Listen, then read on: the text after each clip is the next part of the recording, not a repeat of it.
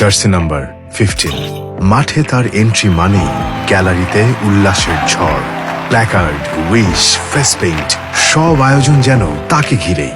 Commentary box থেকে ভেসে আসে ইটস মুশফিকুর রহিম। তারপরে শুরু হয় দ্য আল্টিমেট ম্যাচ। প্রতিটা বলে, প্রতিটা শটে নিজেকে ছাড়িয়ে যাওয়ার লড়াই। ঠান্ডা মাথার শট, নিখুঁত supporting role, explosive slog sweep, classic on রাইড, সব মিলে তিনি এক নিখাত ক্রিকেটার। তার ব্যাট কথা বলে দেশের জন্য। যেমনটা ব্যাট হাতে তিনি অনবদ্য, তেমনটা স্ট্যাম্পের পেছনেও কিপার বলে ফিল্ডারকে রাখেন ফোকাসড। আর স্ট্যাম্পিং এ বা কট বিহাইন্ড চান্সে তিনি তো সব সময় নির্ভুল আর নিখাত। সব মিলিয়ে তিনি আমাদের মিস্টার ডিপেন্ডেবল।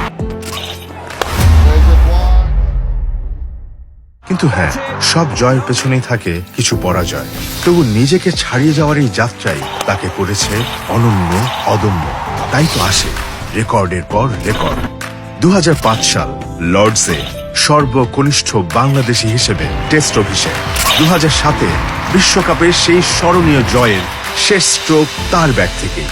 টেস্টে সর্বোচ্চ রান, সর্বোচ্চ ডাবল সেঞ্চুরি নিয়ে 3 ফরম্যাটে তারই সবচেয়ে বেশি রান বাংলাদেশি ক্রিকেটারদের মধ্যে। সাথে সবচেয়ে দ্রুততম সেঞ্চুরি, সর্বোচ্চ ডিসমিসাল। আর এখন প্রথম বাংলাদেশী হিসেবে 100 টেস্টের রেকর্ডটিও মুশফিকুর রহিমের। এই কৃতিত্ব অস্বীকার করা অসম্ভব, কারণ তিনি শুধু একজন ক্রিকেটার নন, তিনি আমাদের মুশফিক, যার প্রতিটা ইনিংস আমাদের ভাষায় উচ্ছ্বাসে, আর এক একটা ইনজুরি আমাদের ভাবায় ভোগায়।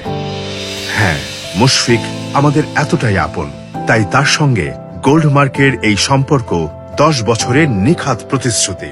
ধন্যবাদ মুশফিক, এই দীর্ঘ যাত্রায় নিখাত ডেডিকেশন দিয়ে গোল্ডমার্কের অংশ হয়ে থাকার জন্য।